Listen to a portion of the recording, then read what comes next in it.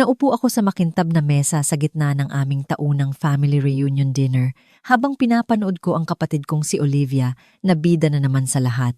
Gaya ng dati, siya ang sentro ng atensyon. Suot ang isang damit na malamang ay mas mahal pa sa sahod ng isang karaniwang empleyado sa loob ng isang buwan. Ang marangyang chandelier ng private dining room sa isang sikat na hotel sa Makati ay nagbibigay ng mainit na liwanag sa aming lahat. Pero sa loob ko ay tila nanlalamig ako. Biglang itinaas ni Olivia ang kanyang wine glass nang may kasamang drama. Personal akong pinasalamatan ng CEO dahil sa pag-save ko sa Anderson account. Na-promote ako agad bilang Senior Vice President of Client Relations. Pagmamalaki niya, tumigil siya saglit para damhin ang paghanga ng aming mga kamag-anak. Uminom lang ako ng tubig. Pinipigilan ang sarili na tingnan ang aking cellphone. Sigurado akong puno na ang messaging app ko ng mga update para sa malalaking executive interviews bukas sa Talatek bilang founder at CEO. Dapat ay nire-review ko na ang mga kandidato. Pero, prioridad ang pamilya. Kahit na walang ideya ang pamilya ko kung sino ba talaga ako. Tungkol naman sa career. Sofia, Hija, ginagawa mo pa rin ba yon? Ano nga ulit yon? Freelance work? Ang boses ni Mama ay pumutol sa aking iniisip. Ang paraan ng pagkakasabi niya ng freelance ay parang naglalako lang ako ng kung ano-ano sa kalsada. Kung alam lang niya na ang freelance work na sinasabi ko ay pagtatakip lamang sa pagpapatakbo ng isa sa pinakamabilis na lumalagong tech company sa bansa. Opo ma, raket-raket pa rin, mahinahon kong sagot habang naaalala ang mga acquisition paperwork na naghihintay sa desk ko. Bukas ay magiging napaka-interesante. Hinawakan ni Olivia ang kamay ko nang may pekeng malasakit. Oh, Sofia, hindi mo pa rin ba nahahanap ang landas mo? Alam mo, baka magkaroon ng opening para sa entry-level position sa department ko. Pwede kitang ipasok. Muntik na akong matawa. Ang entry-level position na sinasabi niya ay sa Vanguard Media, ang kumpanyang bibilhin na ng Talatek bukas. Ang kumpanya kung saan siya ay isang senior VP. Ang kumpanya kung saan mai-interview ko siya bukas sa sarili kong kumpanya. Ang bait mo naman, Olivia. Matatag kong sabi. Pero ayos na ako sa kinalalagyan ko. Umiling si Papa, hindi na itinago ang kanyang pagkadismaya. Sofia, malaki ang potensyal mo. Top of your class ka sa UP. Tapos nag-MBA pa sa Harvard. Maraming malalaking firm ang kumuha sa'yo. Pero tignan mo ngayon. 32 ka na, at kung ano-ano pa ring racket ang ginagawa mo habang ang kapatid mo ay matagumpay na sa korporasyon. Nakakatawa ang sitwasyon. Noong nakaraang buwan, pinangalanan ako ng Forbes bilang isa sa 40 under 40 most influential business leaders. Ginamit nila ang gusto kong press photo kung saan nakatalikod ako at medyo malabo ang muka. Kaunti lang ang nakakaalam kung ano ang hitsura ng reclusive founder ng Talatek. At iyon ang gusto ko. Naaalala mo nung bata tayo? Sabi ni Olivia, na puno ng pekeng nostalgia. Sabi mo dati, magpapatakbo ka ng sarili mong kumpanya balang araw. Kumusta naman ang pangarap na yon? Higit pa sa inaakala mo. Isip ko. Sumingit naman ang tita ko na si Tita Elena. Alam mo, may kaibigan akong may maliit na bookkeeping service. Baka kailangan niya ng tulong sa data entry. Salamat po, tita. Pero, okay lang po talaga ako. Sabi ko, habang isinasantabi ang dessert ko. Okay lang? Kutyang sabi ni Olivia. Sofia, nakatira ka sa maliit na apartment, lumang sasakyan ang gamit mo, at sa tingin ko ay halos hindi ka na nakakaipon. Samantalang ako, kakasara ko lang ng pinakamalaking deal sa kasaysayan ng Vanguard. Bukas na ang merger announcement. Babaguhin nito ang buong kumpanya. Kung alam lang niya, ang merger na ipinagmamalaki niya ay isa palang planadong takeover. Maraming taon nang nalulugi ang Vanguard Media. Ang team ko sa Talatek ay buwan ng tahimik na bumibili ng shares nila sa pamamagitan ng iba't ibang kumpanya. Ang announcement bukas ay hindi tungkol sa merger, kundi acquisition. At ang deal na sinasabi niya ay ang assistant niya naman talaga ang gumawa habang siya ang kumuha ng kredito. Alam ko dahil nabasa ko ang lahat ng papeles at napanood ko ang bawat meeting sa video calls nang hindi nila alam kung sino ako. Ang galing naman, Olivia, mahina kong sabi. Sigurado akong magiging transformative ang araw na bukas. Hindi niya nakuha ang ibig kong sabihin at itinaas ang kanyang baso para sa tagumpay. Isang bagay na ang ilan sa atin ay hindi kailanman maiintindihan. Ngumiti si mama sa kanya habang tumatango si papa. Ang perpektong anak, ang kwento ng tagumpay sa pamilya. Biglang nag-vibrate ang phone ko. Malamang ay update para sa mga interview bukas. Nag-insist ako na personal na makaharap ang lahat ng senior executives ng Vanguard para malaman kung sino ang dapat manatili. Ang interview ni Olivia ay 9:00 ng umaga. Saktong-sakto. Excuse me, sabi ko habang tumatayo. Kailangan ko lang sagutin to. Naku anak, buntong hininga ni mama. Huwag mong sabihing nagtatrabaho ka pa rin sa customer service ng ganitong oras. Lumayo ako at pumunta sa isang tahimik na sulok ng hotel hallway. Kinumpirma ng assistant ko na handa na ang lahat. Ang conference room, ang security, at ang mga papeles. Tumingin ako pabalik sa pamilya ko sa loob ng dining room at napangiti ng bahagya. Wala silang kaalam-alam na ang itinuturing nilang failure ay malapit ng baligtarin ang mundo nila.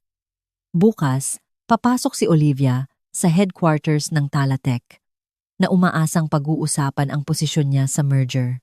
Sa halip, malalaman niya ang katotohanan. Ang nakababata niyang kapatid na akala nila ay walang narating ay ang bago niyang boss. Tiningnan ko ang relo ko. 14 na oras bago ang meeting. 14 na oras bago magbago ang lahat. Pagbalik ko sa mesa, bida pa rin si Olivia sa kanyang mga corporate triumphs. Alam mo, sabi niya pagkaupo ko, ang success ay tungkol sa pagkuha ng pagkakataon.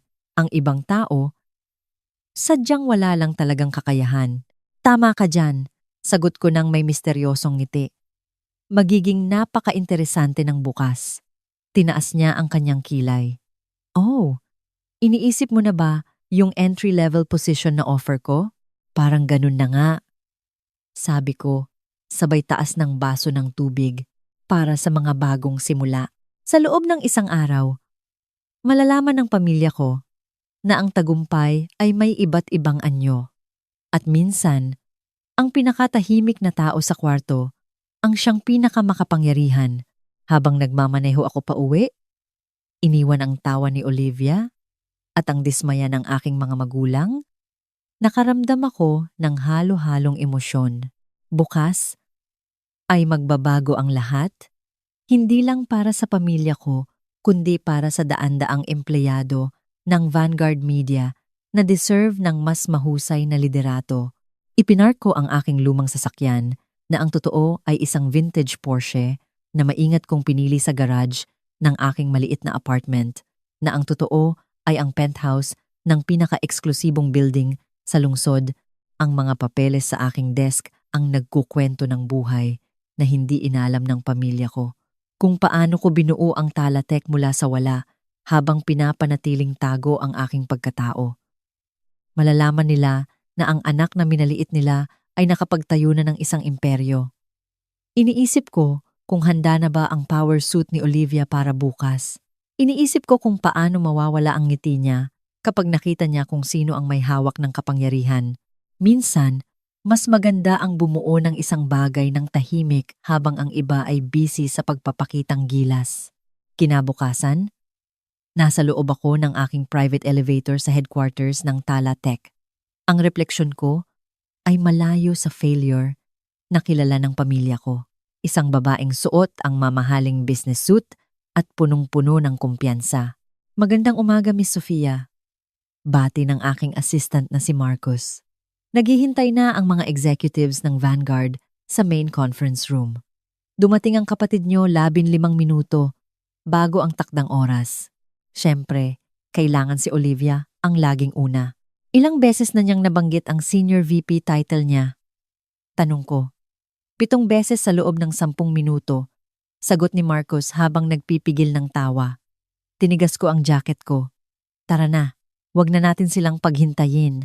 Ang conference room ng Talatec ay dinisenyo para humanga ang sinumang papasok. Paglapit ko, naririnig ko ang boses ni Olivia. Talagang napakabilis ng pag-angat ko sa posisyon. Natural leadership ability. Sigurado akong makikita yan agad ng kung sino man ang nagpapatakbo ng Talatec. Binuksan ko ang pinto. Natahimik ang lahat. Si Olivia, na nasa gitna ng kanyang pagyayabang, ay napatigil. Ang mukha niya ay napalitan ng kalituhan at kalaunan ay kawalan ng paniniwala. Sofia? Nauutal niyang sabi. Anong ginagawa mo dito? Mahinahon akong naglakad sa dulo ng mesa at inilapag ang aking briefcase. Magandang umaga sa inyong lahat. Pasensya na sa abala. Magsimula na tayo? Seryoso ang boses ko. Baka may mali lang. Hirit ni Olivia. Tumataas ang boses. Private meeting to. Narito kami para makipagkita sa CEO ng Talatec tungkol sa merger. Oo, narito nga kayo. Sabi ko habang binubuksan ang acquisition agreement. Sofia Reyes, founder at CEO ng Talatec. Ngayon, pag-usapan natin ang acquisition. Ang katahimikan, pagkatapos noon, ay nakakabingi. Namutla si Olivia, ang ibang executives ay mabilis na binuklat ang kanilang mga folder. Ang kanilang dating mayayabang na postura ay biglang nawala. Imposible to, sabi ni Olivia.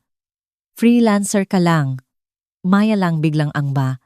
Manglalang biglang ang ba. Nakatira ka sa maliit na apartment. Ang apartment na yon ay ang penthouse ng Archer Building na pag-aari ng Talatec. Pagtatama ko, tungkol naman sa pagiging freelancer. Minsan, Olivia, ang tagumpay ay hindi na kailangang ipagsigawan sa bawat family dinner. Tumayo ako at ipinakita ang mga slide kung paano unti-unting nakuha ng Talatec ang 51% ng shares ng Vanguard Media.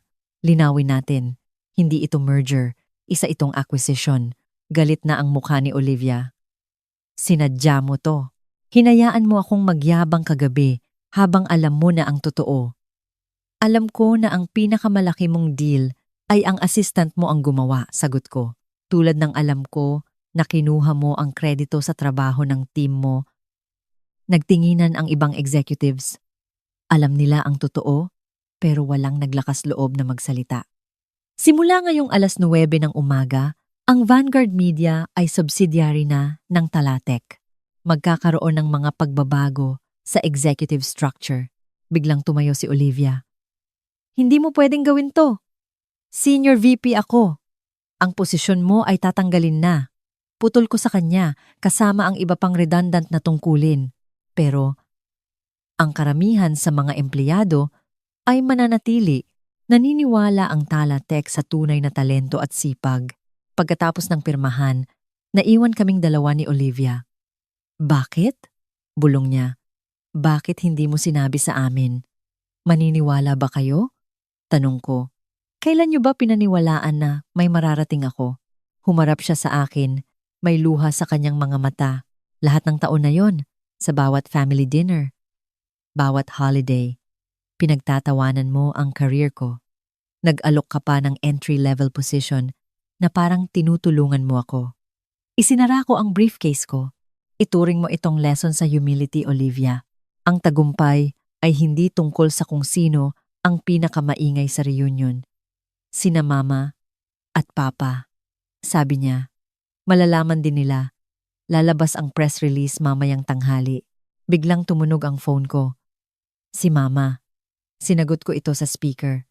Hello, Ma. Sofia! Ang boses niya ay puno ng gulat. Sabihin mong hindi totoo to. Sabihin mong hindi mo kami niloloko sa lahat ng taon na to. Hindi ako nagsinungaling, Ma. Mahinahon kong sagot. Hindi lang kayo nagtanong ng tama. Busy kayo sa pagse-celebrate sa achievements ni Olivia. Kaya hindi nyo napansin ang sa akin, pero yung mga tulong namin para makahanap ka ng totoong trabaho? Bumubuo po ako ng bilyong pisong kumpanya noon. Sabi ko nang may maliit na ngiti, pero aminin ko. Nakakaaliw panoorin si Olivia na nag-aalok sa akin ng trabaho sa kumpanyang bibilhin ko rin pala. Natahimik ang kabilang linya. Si Papa naman ang nagsalita, may halong pagsisisi. Bakit mo itinago? Tumingin ako kay Olivia. Dahil gusto kong magtagumpay sa sarili kong paraan. Hindi para sa approval ng pamilya, kundi para sa sarili ko. Pagkababa ng tawag, handa na akong umalis. Sa pinto, lumingon ako kay Olivia. Ay, tungkol pala sa entry-level position na inalok mo kagabi? Baka ikaw ang mga ilangan nun ngayon. Pwede kang mag-submit ng resume sa HR namin.